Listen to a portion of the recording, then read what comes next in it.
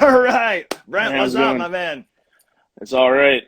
Good, good, good. All right, let me see. Let me move this up. First of all, let me say thank you for taking the time today, my man. Of So course. appreciated. As far as the band, you guys helping out, including a track on the comp. We're gonna dig into that a little bit later. But I love taking this time, to dig into, some cats' personals and just kind of how we got into the places that we're in right now musically and just interest wise. So Sure. first off, I did want to say thank you very much for taking the time, dude. This is awesome. I love your fucking band. Thank you very much. Yeah, of course. Yeah. So Minneapolis, right? Are you Yep. just outside, or are you right in the heart there? Yeah, I live in South Minneapolis. The Okay. vocalist Dan lives in South Minneapolis as well. Mono, the drummer, lives in like St. Paul, like West St. Paul, and Jack just moved to Northeast Minneapolis. So we're all in within the Twin Cities. Okay. Sick. So how does that work as far as developing your interests as far as even initially someone kind of putting you onto a certain style of music or different things. Did you guys have shops that, what were your local venues, where you were starting to discover music just outside of like Aerosmith and all that shit? Yeah, yeah. Um, I mean, there's a place called the Garage out in Burnsville, Minnesota, which is like a suburb, probably 20, 25, 30 minutes outside Mm, Minneapolis. That for years it was owned by the city, and it was like a youth center, but they also had mm. a stage, and they've slowly upgraded it over the years. But that's kind of like where uh, at least Jack, Mono, and I kind of started like Mm. getting exposed to that, like it was possible to, you know, play heavy music for people in front of people in the Okay. cities. And like that was, growing up like 14, 15, 16, starting our first bands kind of things. That's where we ended up playing a lot just because that was really the only place that would do all ages shows. Um, Oh, okay. at least, that we were aware of kind of thing. So eventually, like we all kind of grow up and start going to 18 plus shows, 21 plus shows, and that just kind of expands from there. It's just like obviously with the internet, we just already find out what we like for the most part. Like Right. growing up, I was just constantly on YouTube and stuff like that. Just like watching the same Slipknot music videos over and over and over again, and it was like the only stuff that you could find that you didn't, if you didn't know what to do, that's where you went. Sure, sure. I mean, I absolutely love that. What was that something through like, the teenage years, the earlier years, of trying to discover was YouTube a bigger thing, or, did you have local record shops or somebody at like a local music shop that was like, yo, you should check out this or check out, did you have anything as far as like a local influence to you? Not really like in person necessarily. Like honestly, the suburbs that we like, Mono grew up in St. Paul, but the rest of us grew up in the suburbs. Hmm. And the suburbs of Minneapolis, like specifically the ones that we lived in growing up, are just devoid of any kind of culture at all. And you have to Okay. you have to get a car to go anywhere. Um, Unless it's like the gas station down the street. Like there's no public transportation. There's no, there's not even like a downtown for most of these places. Oh, wow. It's just Okay. kind of Okay. like it's like a lot of them are bedroom communities where it's people that commute into the city to go to work at the big office or whatever. But uh, it's definitely like we had to dig deeper to be able to get there because like I wasn't allowed to go to shows until I was like 16. And even then, I had to like justify each one. I'd be like, I love this band. I love this band. It'll be over by this time. I have all my homework done. Like I had to justify be able to go. So it was, it's just like, because that's the, suburban parent thing is, trying to keep your kid out of the, the big, scary, big city kind of thing.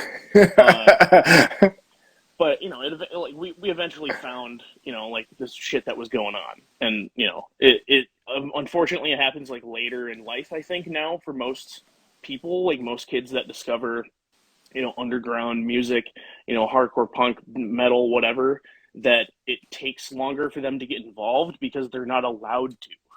Yeah, for sure. Now, and as far as with that, was it something where it was like the trek into the city that was more of kind of the issue more so even than going to the show? Just as far as like, hey, you guys are going to be going on your own. You're going to be kind of far away from home. Was that kind of a little bit of added to it? Sort of. It was more just like we don't want you getting in trouble like in like city trouble or something Oh, like right. getting like jumped or like whatever. It's like if you're not looking for trouble, you're not gonna find it most of the time. Like Right.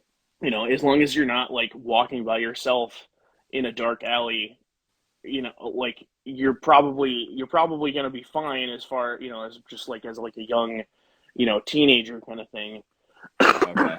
At least Okay. in Minneapolis, there's not a whole lot of shit that is really that bad about Minneapolis. Like people are always, people from the suburbs. The farther out you go, the less likely they are to go into Minneapolis at any point because it's like dangerous, and especially after all the, like protests and all the burning down the precinct and stuff like that 2 years Sure. ago. People still think it's that way in the city. You're like, oh, it's lawless, and people don't even like someone overheard at my job that someone was like, "Oh yeah, I only go in Minneapolis. Like they don't even pay attention to red lights. It's just lawless down there." Like, are you kidding me? Like, yeah, I mean that's like that's a reality of like the people. The farther out you go, the more disconnected from it you are. So Yeah, there's sure, like there's sure. a different like perspective. Like it's as long as you're not like looking for trouble, it won't find you most of the time. I love. I mean, and I'm in Michigan, so Mm-hmm. like there's kind of that way too. I feel like even in the Midwest, where you have like Ohio, you have Iowa, where it's like you might have like spurts, and Michigan's a little bit more, developed now. But for the longest, I mean, there was times where you would have to travel to like Grand Rapids from where I'm at, or you'd have to travel to like Mm-hmm. bigger cities, to really find anything. But Yeah, yeah. and through all of this time, as far as like the local venue that you'd mentioned, had there always been somewhat of a local music scene as far as a general kind of group of friends that were always kind of keeping things going, or did you guys have kind of like a lull? We've had certain times where there's been highs and lows, certainly as far as shows coming through and tour packages, like a Terror or something actually, even Mm-hmm. not stopping in Michigan. Yeah, yeah. I mean, we since like I've been in Wander, so I'm not an original member. I joined like a year and a half in when their other guitarists moved, and I had been filling in for them for like shows and stuff, so it was like an easy transition. Because I was in another earlier band with Jack, the bass player, um, and so I like came in, and it wasn't really like we were playing shows with bands that weren't heavy bands because there were no hardcore metalcore like heavy kind of stuff besides a handful of older guys that were doing it that is like we were playing house shows with you know post rock and pop punk and like indie alternative kind of bands like our the first I think like two tours that we did that I or no, three tours that we did were with bands that I would not consider hardcore bands in any way. It Okay. was like Infinite Me. They don't really exist anymore, but they're like Pianos Become the Teeth kind of style. And then we did a split with Anzio, which Lowell from that band ended up their band now is Frail Body. So Oh we yeah, so we've okay, known shit. we've known them for a really long time, but they were like kind of like twinkly like mathy screamo kind of stuff. So it Hmm. wasn't like heavier, overly aggressive or whatever. Um, and so that's just kind of how it went. And so I kind of took it upon myself because of that kind of early time that I wanted to play with more heavy bands, just because that's what I listened to most of the time. So I Sure. was trying to specifically get bands from outside Minnesota, like try and bring bands to here that we want to play with, And that sometimes, like our early, a lot of the early touring was just trying to get out and play with bands that we liked to try and get them to come back to Minnesota at some point. Yeah, for sure. Okay. Do the old 1-2 trade up, Yeah, hey man, whenever exactly. you guys are coming through, like please stop by over here. Exactly. Like, if I liked your band, I'll tell you to hit me up, and, Yeah. that we'll try and work something out. Yeah. And so I, kind of like took on like a lot of booking and promoting and stuff like that, just Mm. to be able to, um, control that, and be able to, get in with the venue. Like I worked at the Triple Rock for the last like couple years. It was open. And I ended up like, becoming friends with just people in the music industry, I guess, in town, being able to just be able to like casually text them and be like, hey, what do you have for, this or this, and like, you know, being like the conduit between like the hardcore scene and like kind of the older, you know, folks that were, maybe like the music but don't know where it is, kind of, Oh, okay. where it's happening Okay. anymore, kind of thing. So like Okay. I was very consciously trying to do that. Um, and I've slowed down on it more recently just because there's more kids like up and comers, kids that are, kind of, now it's a lot of kids that kind of, turned 17, 18 when COVID hit. So they were interested and they were able to go and participate, and now then they had to wait like a year and a half. Yeah, And right. so like every show that we've played, or most shows that I've attended, in, the hardcore, metalcore, whatever kind of vein, in the city, is, since, we've been playing shows back, have been awesome. Like very well attended, people going crazy, like, supporting bands, getting, like getting them paid, buying lots of merch. Like it's been really exciting, and I think that's It because rules. like people figured it out. Like they had some time to dig into, maybe during lockdown, just being like, hey, I really like this, and then finding out that it's happening in your city and finally being able to participate. So Yeah, it's totally. definitely kind of blown up, not like significantly, but there's definitely a lot more kids consistently coming out to shows now in the Twin Cities, which is really exciting. There's a lot more kids kind of taking initiative and doing, booking their own shows, starting bands, kind of thing like that. That's exactly what needs to happen for, Totally. any sort of, scene to keep happening. Like there was people like Disembodied and Vania and bands like that, and they all broke up around the same time, and everyone just kind of gave up and left. And then so there was Oh, okay. nothing really. There was, a handful of bands that were still left, and then they just kind of stopped caring. So it was like kind of building from scratch almost. But it's back to being pretty cool. Sick. I mean, yeah, and that's one thing too. Out of any scene, wherever it may be, like a thriving small scene is the fucking best. Like it's just one of those things. Like I mentioned, as far as Michigan, where there's been kind of like slows and lulls and different things. But when it picks up and when people really have the interest and are really trying to go come out and not crowd killing and just whipping the shit out of people that aren't even paying attention to what's going Yeah. on. Like it's awesome. It's absolutely so Mm-hmm. so sick. And mentioning booking shows too, like that's one of those things. After taking it on a couple of times, like if I'm at a show or at a venue, I'm like, yo, can I help with anything? Like, god Mm-hmm. damn, it's a whole other different appreciation to a show.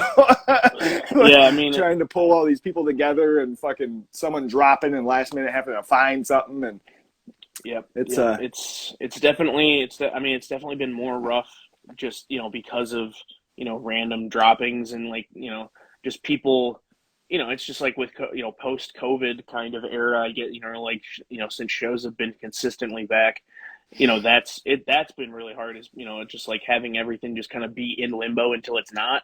yeah, Uh, yep, and it's like even it, it still is until even when the second it's happening, kind of thing. So mm-hmm, it's yep, yep, definitely, it's definitely stressful, but it's, it's a different kind of, it's a different kind of approach to, just participating, I guess, but it's also like a different kind of satisfaction when it works out. yeah, for So, sure, for sure. it Now, definitely feels good to hand, a band that you really like and that are your friends, a couple $100, be like, here you go, you guys are set for gas for, the next couple days, or, you totally. can fucking feed yourselves and, maybe even get a hotel kind of thing like that. Yeah. That's that's the best feeling in the world. Yeah, yeah. I mean, I completely agree. Oh shit! I just knocked this over. Yeah, I mean, I completely agree. It's cool just in the sense of there being like the different type of outlets too. Somebody who might not necessarily have ever been able to pick up, playing drums or guitars, and they get into, photography or Mm-hmm. videography. Later on, I'm going to Yep. be interviewing a close friend. Who for the last, I don't know, probably 10 years, I've known him for just filming local shows and going all around Michigan and just, and constantly hustling the bustle, and it's like the dude Mm-hmm. doesn't go out and doesn't get paid from this shit. He doesn't get, but it's just the passion and, the integrity behind doing, something that you love because you love it. It's sick. And I love that. And I love that there's the opportunity with that too, within the local scene.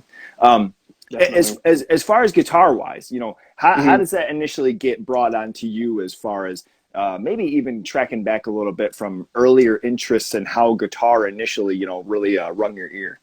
Mm-hmm.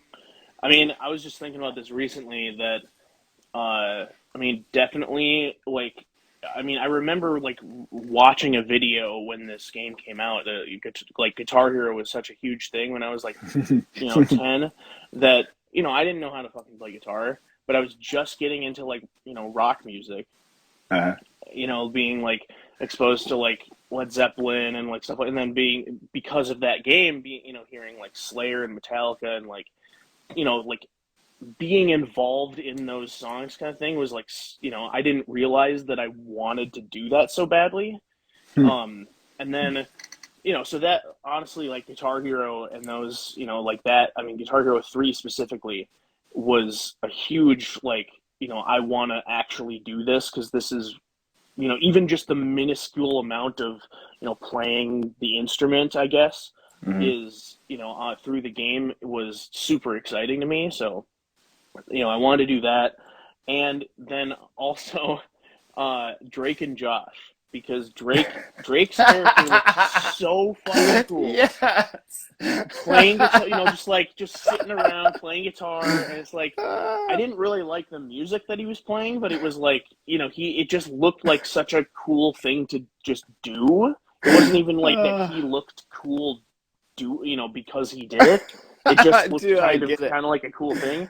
So I mean, those two things honestly were like why I had initial interest in like trying to get decent enough to like be a at least halfway competent musician, Okay, okay. I and mean, and that was definitely beginning for sure. so from Guitar Hero, was it something where, because you mentioned like Slayer and Metallica and different things, were there particular songs that were kind of out of that element of heavier music, or were you already into heavier music to where like hearing something like Radiohead or like something out of heavy music, it was like, oh, this is kind of cool, and there's the guitar that's involved in that too. Were you already involved, or were you already interested in heavy music? I guess I should ask first. I mean, I think I was. I just didn't know. Like, it wasn't cool. Like, I wasn't hanging out with people that thought it was cool to like Yeah, yeah. rock music. Like, it Mhm. was all rap and top 40 stuff. And just because it was like that's what we had access to immediately. So Mhm. that's where a lot of those people ended up. They picked up that music and Yeah. Yep. uh, Totally. and then I think it must have been no, it was also the movie School of Rock because that like I Okay. remember seeing that when it came out, and that was like holy shit, like you can play music as a kid and it's good, like wow, uh, and so I mean since in my life I've probably seen School of Rock like 100+ times easily, Okay. so like just that just kind of like the the idea of it seemed really fucking cool, so it ended up being that I think I liked like Led Zeppelin and like like kind of like classic rock type like kind of stuff like that, and then I'm pretty sure that's when I first heard like Slipknot because I think Before I Forget is on Guitar Hero 3, um Oh, okay. and I Damn. was like that was like a really I was like this is it just like made sense even though it was like I hadn't heard guitars like that low tuned or like whatever, so and it's like the game kind of gradually brings you through. So like the end of the game is all, like insanely heavy, long, Yeah. it's like Dragon raining, Force. like, And, yeah, raining blood through the fire and the flames, won by Metallica. Like, it's all just like, like metal stuff that it's a, that was that. I think that was kind of the kicker that where I was like, this is cool, kind of like this is like a thing that exists, and there's enough people that it's like this is like a very large game and a lot of people like it. So I figured that it's something worth trying, or that this is like of value, I guess.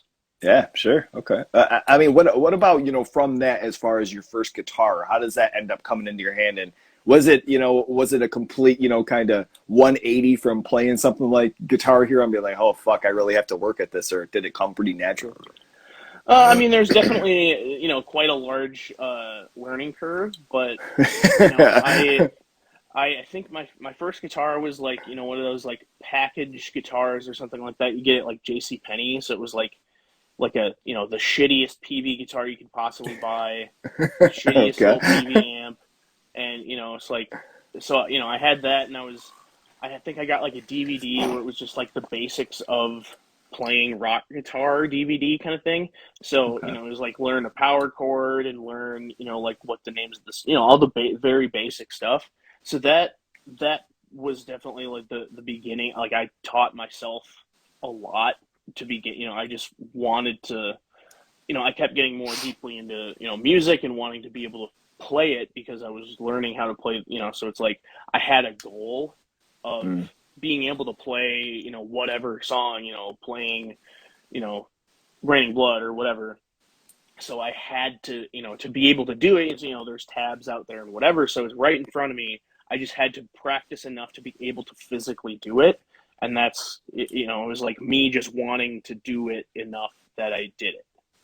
And that's what, Okay. like, there's a Okay. lot of people Damn. that like there's a lot of people that ask me, or that they've like asked about like how do I learn guitar, like can you teach me guitar or something. Is like I can teach you what I can teach you, but if you aren't 100% interested in doing this because it's super exciting to you and you want to do it because you want to do you're never going to learn past the very Totally. basics, because Totally. you have no, it's like you got to have a goal. You got to have something in mind that you want to do with it. If it is just the very basics, absolutely go ahead. Hmm. Like that's exactly what you should be doing. But if you want to play more involved music, you gotta put in the time. And it's like, not saying that like our music is, or punk or metal or whatever is like the most technically proficient music out there, but it's a different skill set than a whole lot of other types of music. Yeah. Right. So you gotta like dive into it if you want to be able to do it. So that definitely kind of pushed me to start, like having that, first guitar, and, having access to like, using the internet just to be able to play whatever that I Hmm. wanted to play. So I just went and played whatever I wanted to play. Yeah. Okay. And I mean, I think it goes to show too. I was just having a conversation yesterday about the whole effect of like learning how to play an instrument before like YouTube or like e-tabs or anything like that. Mm-hmm. Were ever around, and it was kind of one of those things where even nowadays it's not to discredit the fact of YouTube being there and Mm-hmm. physically showing you, teaching you how to play, or having like a tab where it's like, okay, you have this hand here and this note, this note, this note. I mean, you still have to have that energy. You still have to have that passion, where like Yeah. our conversation was kind of like, man, it seems like so much easier, where you can just pick up something and figure something out. But even with like drums nowadays, anybody can just slap on something, but if you don't have the exhausting like drive like you're mentioning too, where there's certain times that you're at school and not even thinking of the shit that you're supposed to, because like, man, I just want to play drums. Like, it might not stick with you. It might. It's not to say that to completely discredit it, but yeah, I mean that's a good point. I guess I didn't really even take into consideration myself. Where we have these things and we have these tools, to make ourselves better, or to kind of up ourselves. Mm-hmm. But you still have to have that push for sure, Yeah. for sure. um, And that's just for me, that comes just from like a great appreciation, just like hearing the music that I did growing up, and wanting to do it because it made me feel a certain way, and I wanted to make that, give that to someone else Mm. potentially, Yeah, and totally. that's Okay. like ultimately like what kind of, you know, why the music stood up, so like heavier music stood out is, just to be able to, throw it back at someone else kind of thing. Totally, totally. Okay. I mean, how does your first band come into play? As far as you have your time where you're kind of working on stuff, you're playing on stuff. You mentioned Mono and a couple of cats that you've been Hmm. playing with for years. Who were the first couple of fellows that you started talking with and kind of formulating the foundation of creating a band? I mean, so I was a part of the, uh, it was like a after school program kind of thing called School of Rock that was kind of based around the movie, sort of. Oh Um, shit! and Really? yeah, so I'm there. I don't know if there's one. There's a bunch. It's like a franchise. There's a bunch around the country. But it's basically just like it's a music Well, school I where no idea. you go and have a 45-minute lesson, like one-on-one lesson with an instructor, and then you have like a 3 hour rehearsal where you play like 4 or 5 different songs or 3 or 4 different songs with in a band setting, and then you just kind of like each song you like cycle out, and it's like teaching you how to like be in a band learning music with other people. So Holy that, shit! it's like Wow. I met a bunch of people that way. Like a bunch of those people are still involved in music in the Twin Cities and are in some of the best bands that are out there, like New Primals and Tongue Party and like Okay. Ashbringer, and there's a bunch of bands. There's a bunch of people that were, came from that and were, now are still involved in music. So my first Damn. band was with a bunch of people from there, but it was like, I just wanted to be in a band, so they wanted to do like Paramore ripoff. So it was like alternative rock, like Paramore type thing. It was called Covera, and it was like there was some Okay. riffs, like it was okay, but it wasn't like anything super special. It was like all of our first bands. We were Yeah. all just kind Sure. of figuring it out.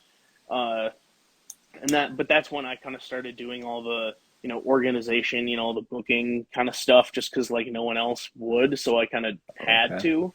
Okay. Um, so that that it was I was just more about just playing music in general at that point. I just I loved metal, and that was my main thing, but I would just was trying to just play in a band, and I didn't really have Mm. any other options at the time. Um, so so we played, like probably a dozen shows or something like that in a couple years, and you know, uh, played some pretty okay spots. It was like we never had like a train wreck type show or anything like that, but it was Okay. definitely that was the first one, and then excuse me, I think the next one after that was like the first metal one. Um, that was like just a Mastodon ripoff band, Okay. Okay. uh, called Time Sloth was the name. Uh, Sick. yeah, and we didn't. It was all like we were all young kids. We didn't do any like touring or anything like that. But that was kind of our introduction. My introduction to like playing loud, like truly like loud aggressive music live. And that lasted for a couple of years. Ended up playing with the drummer of the last drummer that we played with was actually he was the drummer of Tulip. I don't know if you've heard of them. They're like synth grind kind of Oh stuff. yeah, yeah, yeah. Okay. Uh, like unbelievable musician, and so Damn. that was like I got to play with him, and he's still one of the best drummers I've been able to play with, just because he's just so technically proficient. Hmm. Alec Tanges is his name. He's got a couple other bands that he's not playing drums in right now, but he's just he's a great guy. He works on my guitars and all that kind of stuff. So Oh dang. Okay. that was he's a School of Rock guy, like so there's all this kind of people that I ended up working with, and that are still involved, that were all in that kind of School of Rock after school program. Um, That's pretty wild. I mean, to recollection, I've never really known that that was an actual thing. I didn't mhm. realize that. I mean, if it's something that they have around. I mean, you said that it's kind of like a franchise thing, right? So Yeah, I would there's assume it's I'm around not the states. Yeah, I'm not sure exactly what states it's in. I know Hmm. that I mean, I think there's only one in Minnesota now. They used to have three locations, and I think they are just down to one now. Or maybe Oh, two. okay. I can't remember, but the people that started the ones here moved to Arizona, I think, and so there's a couple in Arizona, and I think there's some on the East Coast, and so it's just kind of it's very selective. You know, it's like Sure. it's a very highly kind of specific franchise to have to try and franchise out because Yeah. you have to be like Yeah. a musician that knows a bunch of musicians that want to teach, and then you have to have the space. You know, it's just like you know, Yeah. not. It's definitely like it's something that I didn't realize was a thing until I randomly came across it as like a 12-year-old on the internet and was like, "Mom, I have to do this," and then it That's was too so sick. expensive at first, and like I gave up like Christmas presents and birthday presents and stuff like that. Like I have a twin brother who completely fraternal, but he would get more shit for our birthday and Christmas because I for years because most of my present was being involved in Oh, School of okay. Rock The program. Okay. because it was Okay. it's Nice. definitely not cheap. So Yeah. uh, but definitely, I mean, I would not trade that for any. I definitely made the right choice there. Yeah, Uh, I mean, and the experience too, like you were kind of mentioning as far as even like your first initial band and it being something, outside of maybe the wheelhouse that you were initially intending. I mean, those things are always fun and it's always, oh yeah. like it's cool to look back on, no matter like I played in hair metal bands and I played Hmm. in glam rock and punk rock and heavy like industrial metal shit, like but it's cool, just kind of in like the whole journey of looking back and being like, whoa, I played these shows or I did this type of stuff or I had no idea about this genre and kind of had to like listen to different bands and listen to different things and Hmm. and hear some stuff that maybe I was might not have necessarily been into unless I did check this out too and so I mean I appreciate that and I love that too and with that program and having that be something where you can kind of go through the initial rather than when you're younger and you're starting a band and kind of kids are coming together and then all of a sudden you have like a couple of guys that are like, nah, this is stupid, we don't want to do this Hmm. anymore, and then it's like, well shit, now we have to find two more guys. Yeah. I mean, it definitely kind of like it it that program being able to work in a group in that kind of creative musical setting That's is so sick, man. That's awesome. learning how to do that from like it's like the people that we were being instructed by were actively gigging and touring musicians. Mm. um so I don't know if you like know the band American Head Charge at all, have ever heard of them. Yep, yep. The bass player was a teacher there, and he was my guitar teacher for probably a year and a half, 2 years at least. Oh And shit, wow, no and kidding. he ran some of the show. He was like an instructor for the show, so he was like kind of guiding us through working on these some of the songs for these themed shows. Um, Oh so shit, like it's we awesome. were learning from actual professionals like how to be in a band. Um, so Damn. that was super fucking cool. And like our R.I.P. Chad, like he died a couple years ago. Uh, Oh but man. I mean that band specific like that band is still like their album The War of Art is super influential to me because he was like like we all knew he was in this band and we listened to it and we're like, this is him, holy crap. Like you know they were like the epitome of like Ozfest type music. Sure. Like they and which they did a great job, and they did a few like they did like a comeback tour and all this kind of stuff, and it was really looking great, and then they all just kind of fell apart again, which was super sad. But Oh man, that's yeah. so we were learning from guys that had a lot of experience in a lot of different areas, like there's people that were like session R&B guitarists and that were teachers, and like a guy who played in like four different cover bands, doing like you know Hmm. hair metal through modern grunge kind of stuff, and so it Okay. was like we were learning from a lot of that kind of different stuff. So that definitely kind of kind of shot a lot of the, we didn't have that, kind of hard learning process with other people in like the actual setting of being in a band. Mm. It was like we already kind of knew how to begin, so like it was definitely an advantage over people that, wanted to do that but didn't have the opportunity to go to something like that. So I'm super grateful that, I was able to do that, and Yeah, that there's all, so the same sick. people that I grew up doing that with are still involved, and then I've been able to, keep working with them because there's that, you know, decade plus long kind of connection of working together, even if we were, young teenagers, working together with like a, a teacher in front of us kind of thing.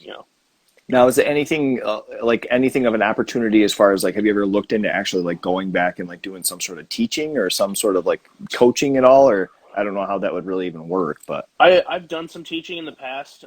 I haven't been keeping up on my like theory and technique as far. I've just kind of mm, dove into playing metal and hardcore and stuff. So right. that it's if someone came to me and was like, "I want to learn how to play your style of music," I would say absolutely. But I don't, beyond like intermediate kind of level stuff, I wouldn't be a great teacher at least currently, just because I haven't brushed up on like the actual you know theory side of it, and I think that's kind of what makes you a competent musician and not just a guitarist. Yeah, And I I wouldn't hear want to just be like, teach someone how to physically play a guitar and that's it.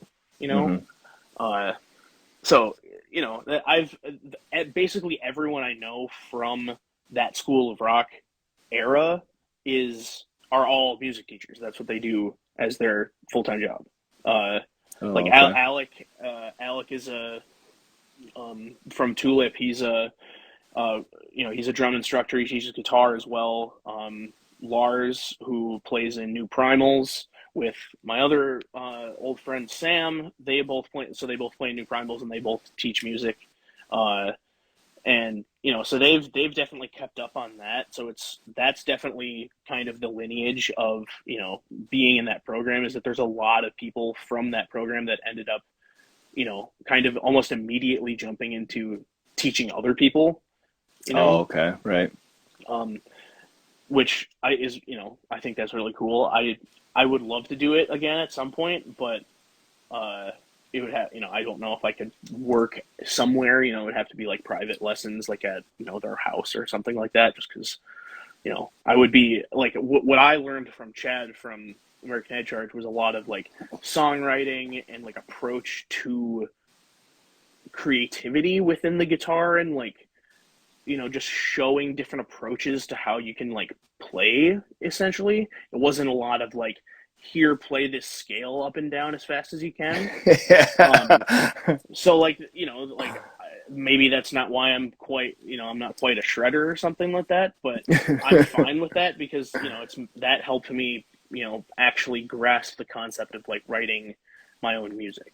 Yeah, yeah. And I mean, when you're a kid too, you're first taking lessons, it's kind of one of those things where you have an instructor who sits there and talks for an hour and a half about theory, and you're like, oh, I just want to fucking play Rain and Blood, dude. Like, Yeah, just exactly. teach me how to play Slayer chords. That's all I fucking care about. But it's funny because years later, you end up appreciating that shit of like, oh, this Hmm. is why I'm doing this, or this is why this works, or this is, so I mean, it's kind of one of those balances where it's funny, being a young kid and just like wanting to dive in, and then also being like, okay, sit your ass down for a second and just like hear out what it is that you're actually doing here. So yeah, Yeah. a wise lesson for sure. Where exactly do you come to meet the guys in Wanderer, and did you end up coming in around like the EP then? Because the first album um was released.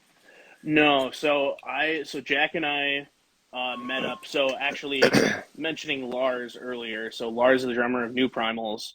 um I actually, so we met. I just happened to go to, I think it was Dillinger Escape Plan, Trash Talk, and Shining, and maybe some other band. Um, Yo, holy shit. at First Ave. So that was that was fucking a great show, and I ended up going. Oh, and Retox. That's what it was. Oh my So god. so I think Shining opened and it was okay. It was like saxophone black metal. It like wasn't, exactly what I was looking for. Um, but I had met up with Lars, and then our other friend JJ was there as well, and Jack was there, and I didn't know Jack, so I was like, "Hey, what's up?" And he's like, "Well, he plays bass in Wander," and I was like, "Oh, cool," like, whatever. So we hung out like the whole show, and we watched Retox's set, and we were all standing next to each other, and we were like, "We should do a band like that." Like, Lars plays drums, like a guitar, bass, like JJ can be vocals, like there's the band. So the first time Jack and I ever hung out ever was band practice. Oh, okay, So shit. we started that band. It was called Racket, and that we played a bunch of shows. We did like some light touring around, and that was a really fun band. Like our whole kind of purpose was just to like piss people off. So we were like specifically book ourselves on shows that we did not fit on, and then just be like as loud and obnoxious as possible. Um, like we played in like a park my freshman year of college. We played a park like with a bunch of like it was for like the college radio fest kind of thing in like the middle of the park, and they had it was all like folk and rap, and like there was some like indie music, and then us, and we all wore like obnoxious outfits, like and just did annoying things on stage, and like you know it was like Literal that. racket. Yeah, that was kind of the point. So we did that for a while, and then I started filling in for Wander because their guitarist Brett, who I filled in for a couple times, like he moved down to like Missouri or something, and then so he was it was harder for him to get up for shows, so I would just fill in for him. And then he ended up moving with I think his wife or girlfriend at that time, because she was like an army marine biologist or something like that, like something like a military scientist. And so they moved out to California for something. So they literally dropped him off on a tour. Like the last tour before I joined the band, they went out to the West Coast, stopped in Davis where he was going to be living. And he was just like, yeah, I'm able to move into my house like 2 or 3 weeks early. So I have to like just not come home. And so they just dropped him off, and they were on tour with this kind of like grungy type band called Pierre, and the guitarist of Pierre filled in for the rest of the shows. Oh, So that thank God. so then the first show that I was in the band was the tour homecoming show of that tour. Oh, okay, okay. So that's how I kind of like joined. So the first recording that I'm on is the split with Anzio. So I Oh, guess, sick. yeah. So there was the EP, the first EP, which is that was like Jack joined and recorded like within 2 weeks, um, Okay. and then the split with Grimlight, that was Brett, and there was another guitarist named Matt. So it was Brett, Matt, Jack, our old vocalist Brandon, and Mono. So Mono is technically the only original member, like actual Oh, original okay. member. But Jack was on the first recording, so as far as I'm concerned, that's an original member. Yeah. Is it the same vocalist through all three? Well, I should say the initial, I guess the first. I'm trying to think of what the abandoned EP, but what was before Yeah, that? Not the split. Gloom Days. Gloom Days. There you go. Yeah, Okay. Is it the same vocalist through all of them? yeah, same vocalist through Abandoned, and then Dan is the newest vocalist on Liberation, the full record, Oh, yeah, yeah, yeah. which Okay. is a Okay. huge turn, vocal style wise. Yeah. Um, but I think it works with like we started doing lower tunings and kind of having more like less chaotic kind of stuff going on. So I think um the lower register vocals kind of, I think that kind of works with where we were and where we are kind of going with this newer material that we just recorded. Oof. Sick. That's awesome. I mean, and it's not to, like discredit anything like from like the older catalog or anything. That was just kind of one of those things where I'm like hearing some of the stuff and I'm like, man, I Yeah, wonder, because there was certain elements where it would sound like how Dan does now, but it yep. was just, like a minute part as opposed to it being like the relevant, vocal style. But Hmm. yeah, I mean, well, as far as like personal, inspiration, to your guitar style and tuning and just kind of your sound overall. What comes into personal flavor that you bring into Wanderer now? Uh, I would say, I mean, I'm definitely super influenced by uh, the guys from Mastodon, Brent Hines and Bill Kelleher. I grew up listening to Sure. a lot of that. Just like, just having good riffs and being a good player and writing interesting parts was, like that's what they do, like Yeah, that's why they're so popular. And just especially like early I Mastodon, see it now that you say that. uh, I see it. like early Mastodon specifically, like Remission era, is super influential on me with the, especially like with the lower tunings. Like it's we play in like drop C or like drop A, but the rest of the guitar is still in D standard, so it's just the low string that goes down to A. So then the rest of the guitar is in the same tuning as it was in the drop C, and it just kind of opens up different types of chords that you are, it's like that you, as learning, traditional guitar, it really it changes how you play just from how you already play. Just because it's like a very unique kind of very specific tuning. So we've been doing a lot more with that lower tuning, and just like that ends up kind of being a different writing tool almost because it Mhm. makes different stuff come out. So that's been super recently, kind of revisiting that kind of stuff. But then like ultimately for, just like the band in general, a huge Converge fan, Kurt Ballou is like definitely one of my biggest guitar heroes. Just his style and the way that he, his tone and just, I mean, I just bought one of his pedals. Like, Sick. he's the goat as far as I'm concerned. Like, all the, and he's just like amazing at making himself sound amazing with like very little effort. With the God City studios and stuff like that. Hmm. Um, so him a lot, and then like Brian Izzy from Trap Them, which Oh I yeah. Okay. I was never able to see them live, which was super fucking disappointing. But he, just his style and like his like approach to writing and stuff is also, super influential on me.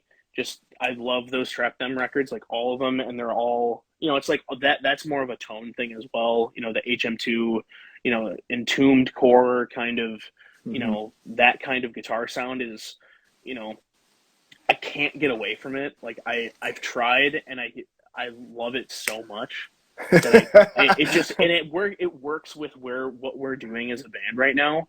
So I'm not really trying to get away from it necessarily anymore, but I am trying to, have it be a little bit more unique than just, a 1982 made in Japan HM2 going straight into an amp kind of thing. Like, so it's like a little bit more, like it was a little bit more unique kind of thing, and he has got a lot of difference, and like it's all very aggressive tone, but it's all got different tonal characteristics, different like timbre kind of things going on, and it really kind of adds to like it's like a dynamics thing without it being about. Yeah. Yeah. It's like a textural dynamic and not like a volume dynamic almost. Yeah. Okay. So I take a lot of I try and pay attention to that a lot, and I think that comes from listening to them a lot and growing up. And I totally, I mean, like with Trap Them, or even, there's like times where like Harm's Way, that Mm-hmm. kind of like, bleeds into, I don't know if you're big into them or not, but, Yeah, yeah. just We've the opened for them the last like 3 or 4 times they've come to Minnesota. sick. That's so awesome, man. That would be fucking an awesome show to see too. I love that band. I mean, they're so awesome, so rad. But but Trap Them, you know, and then even like Converge, kind of talking like the No Heroes era, you know, kind of right around there, where like thing with, you know, Kurt's kind of sound was even more crunchy, kind of, you know, Mm-hmm. oddly distorted. I dig it, and I love that. I mean, that's so, you know, that's rad too. With your guys' you know, most recent record, I wanted to talk about Bourn last year, but first of all, is it Frost Case? Frost Case? Frost Frost Cage. Cage. That's right. Yeah. That's right. Okay. What can you tell us about writing? You know, just maybe even recording something. You know, something as far as with this track. We're going to go over the last three tracks of the album here, and being my favorites, I really wanted to kind of Yeah. dig into, you know, just kind of what comes into mind for writing, recording. You know, with the song. Sure. Yeah. Frost Cage was. I mean, that was uh, honestly that was me trying to sound like Gaza. Uh, uh, just like Sick. I mean, not necessarily just like, you know, Gaza ripoff, but that kind of idea where it's like kind of like seasick kind of sounding, where, you know, it's like kind of like undulating, like there's not really like a hard pulse necessarily going on, Yeah, and you know, there's I still love obviously that. like rhythm and stuff like that, but that song and that the main riff in that, you know, I guess the riff that happens like for the most of the song is, you know, that was me just trying to, you know, be as like kind of seasick sounding as possible, while still being like really heavy and, you know, hard hitting as well. Um, and like, I really like playing that song, and it's like, you know, there's a lot of, it's just like pure blast beats for the first, you know, whatever, you know, 45 seconds or whatever. Uh, but because of how the riff is written, Jack plays like one note the entire time. Yeah, So yeah, he doesn't really like playing that song live because it's boring for him to play. But it yeah. works, you know. It looks like you wouldn't ever notice that he's only playing one note for the most. You know, it's like, you know, there's enough differential. You know, he's differentiating it, you know, enough where it's, you know, but it's still like that. Not that he has like a least favorite song, but like that's Dan's favorite song to play live because the vocals and the lyrics are very I mean, I think the vocal lines are a little bit more kind of like familiar feeling, even though the song is kind of like in a weird time signature. What is it in?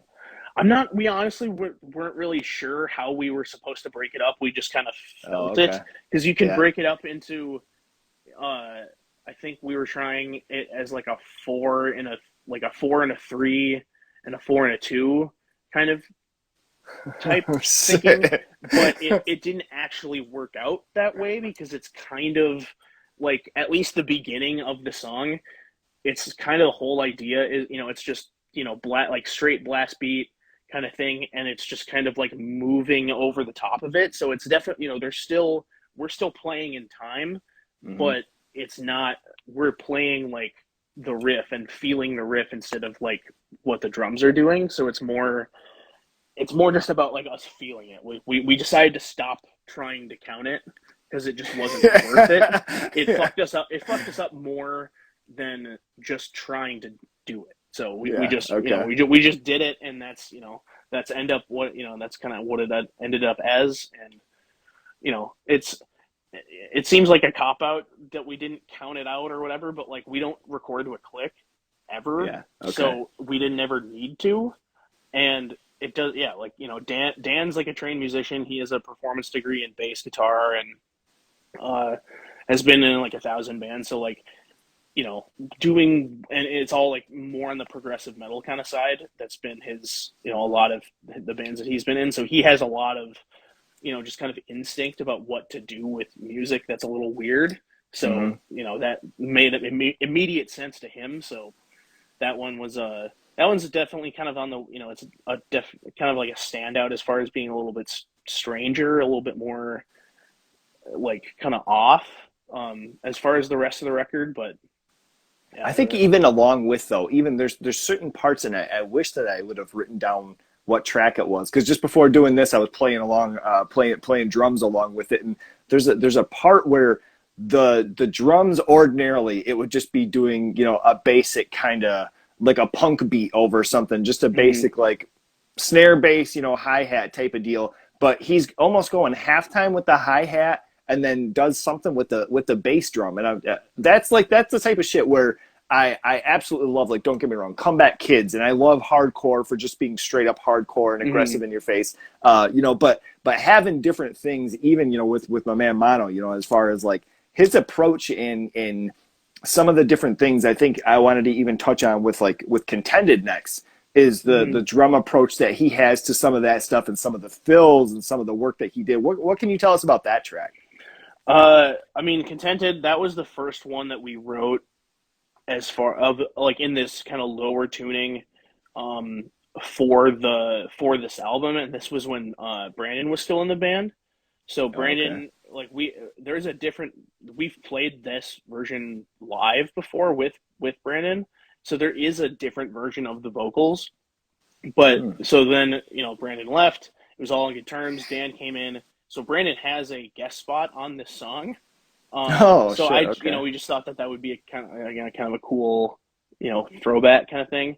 Sure. Um, but so as far as like Mono go, like, we bring him riffs and he, just kind of listens to him, and then he'll like, kind of go through them in his head and just kind of come up with stuff. And he's gotten like a lot more kind of, I guess, more a musical approach to like how he's kind of putting his drum parts together, at least for this album. Like we definitely, took the time to, kind of review how his drums are affecting what we're playing, because you can, it's like you can play you can play a riff a certain, like with a certain drum beat, and then have a different drum beat over it, and it's a completely different thing. Totally. uh Totally. and that, like, we're really conscious of that, and like, made him, like, I really encouraged him with this record and a lot of the newer songs that we just recorded to that, like, it's like we're not as far as structure and stuff goes, like, we play pretty like ABC kind of, it's not like all over the place for the most part. It's not like riff salad for the, there are definite songs where it's, there's not like a chorus verse kind of stuff like that, but a lot of our tunes end up being that way just because that's the way that I end up writing them. Yeah. And he, like, I think he's kind of grasped now that we've, kind of worked on that more, that he's not just the rhythm. He can like have a significant change on the feel of the song as a whole just by, even in like a slight difference in, Hmm. his kick pattern or whatever, like, and just like, having, like, I've always been super conscious with how I play, and the parts that I write to have some sort of, if the song is kind of like a linear progression to, like a big explosion at the end, or if there's some sort of build up or whatever, where it's supposed to change as it goes along, and being really conscious of that. And I think because that's how I do it, he's picked up on that.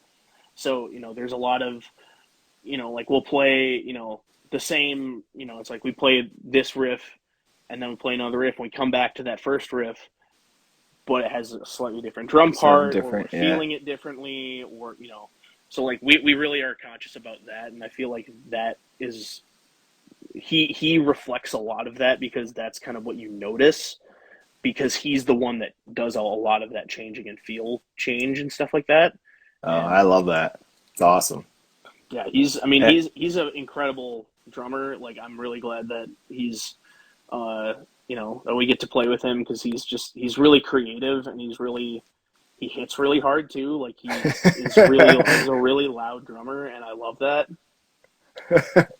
Rules. I mean, it's nice. There's different times, where I've had friends who are like, "Hey, man, just hit a little bit harder," and it's like, "Look, man, you do this shit for 45 minutes and come back here and tell me to hit harder."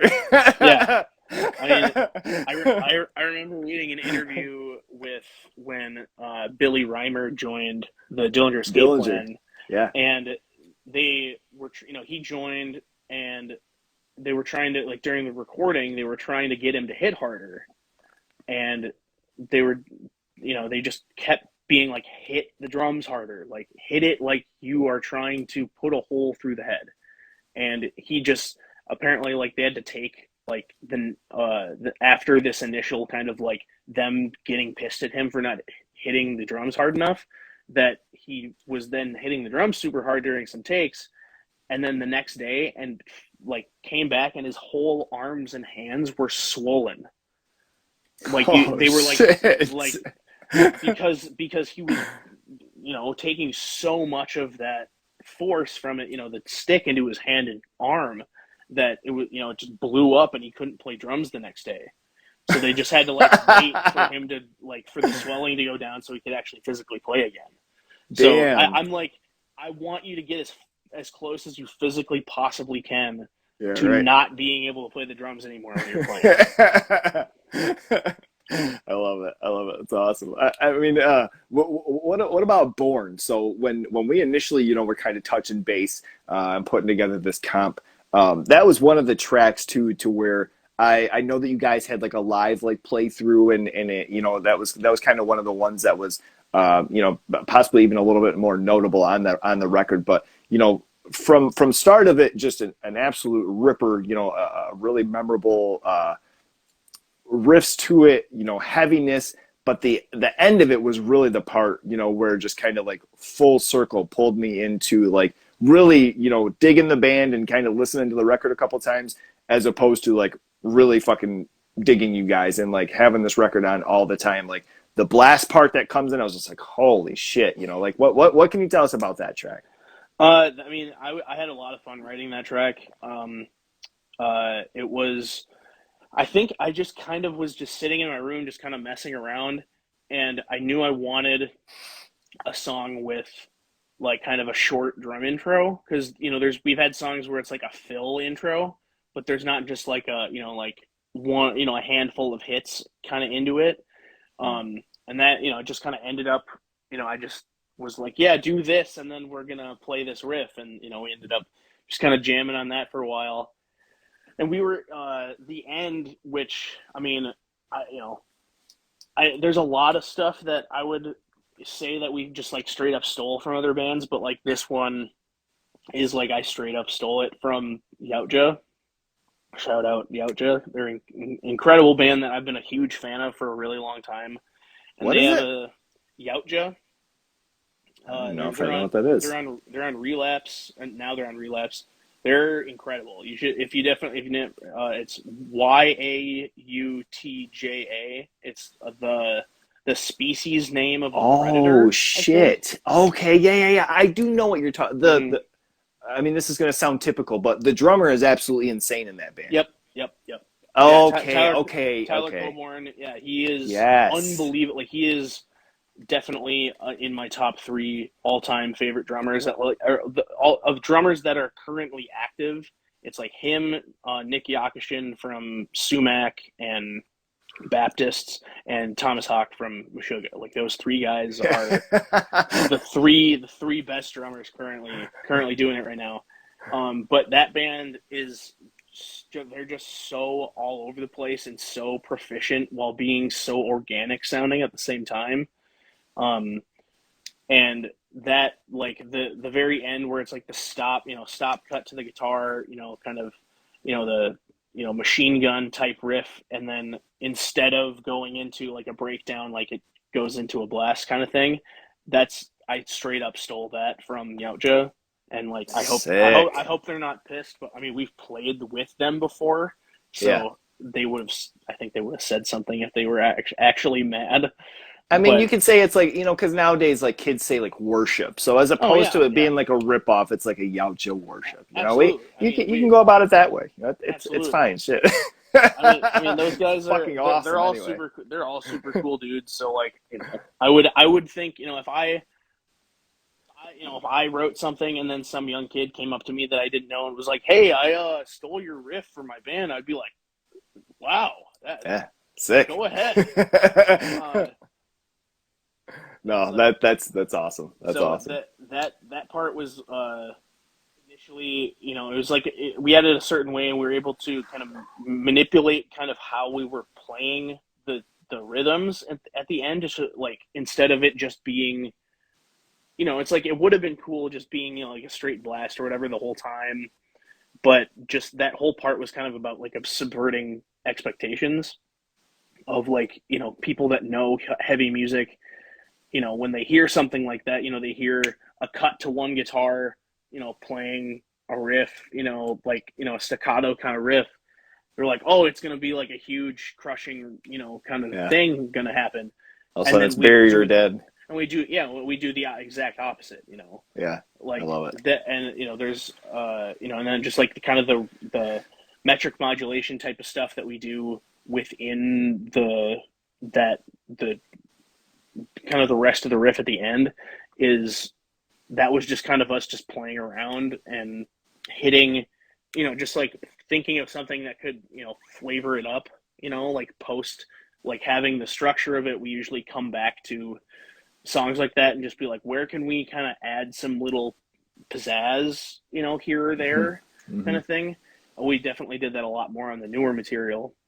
With this stuff, like that was definitely one of the ones where we came back to it like right before we were about to record it, and we're like, we should do this, this repetition of it, play it this way, have the bass drum like be syncopated instead of like the just a four on the floor kind of thing. So that was that was like that whole part was pretty conscious. And just having it be like that, kind of crushing riff at the end, and then going to like a two-step like hardcore thing just for the very very ending of it. uh just kind of kind of giving the hardcore kids what they want and then taking it away. Dude, I mean, it is absolutely like Sosa, and that was the thing where that track, like I had mentioned, there because I think initially maybe you'd mentioned Bloom, or I can't, I don't know, maybe I wasn't even talking to you, but whoever Mm-hmm. I was talking with, in the band chat there, I think I'm trying to think. I thought maybe it was Bloom, or there was another track initially that I mentioned, and I'm like listening through Mm-hmm. the record and kind of going through, and I'm like, when that part came in and it's a blast, like after, kind of like you mentioned, how you're going to just assume, it's like going to go into a breakdown and the blast comes in. I was just like, I cannot have anything else. Like, this has to be on here for sure. so, Yeah, yeah. so awesome, dude. This has been absolutely fucking awesome. I so appreciate the time. Hopefully, we can get something going, either in Michigan or over by you boys there, and get a show booked, and start getting some gigs going back and forth. And but Definitely. this has been so awesome, Brent. I really appreciate the time, dude, and this has been sick. And keep it up with the band, dude. This is awesome. Absolutely, man. Thanks for having me. Not a problem. I'll have this edited up in probably like the next like month or so. Have it up on YouTube and everything like that for people to check out and hear more about the songs too. So really excited about hearing that you guys have a new record coming out, and take care, and can't wait for it, my man. Absolutely. Thanks so much. All right, man. This has been awesome. Thank you so Yep. much again. Take care. Yep. Thank you. He's a lo-fi horror guy. Yeah, he's kind of a guy, but he is so lo-fi, lo-fi, a horror guy. Yeah. Lo-fi horror guy has been recorded in front of a live studio audience.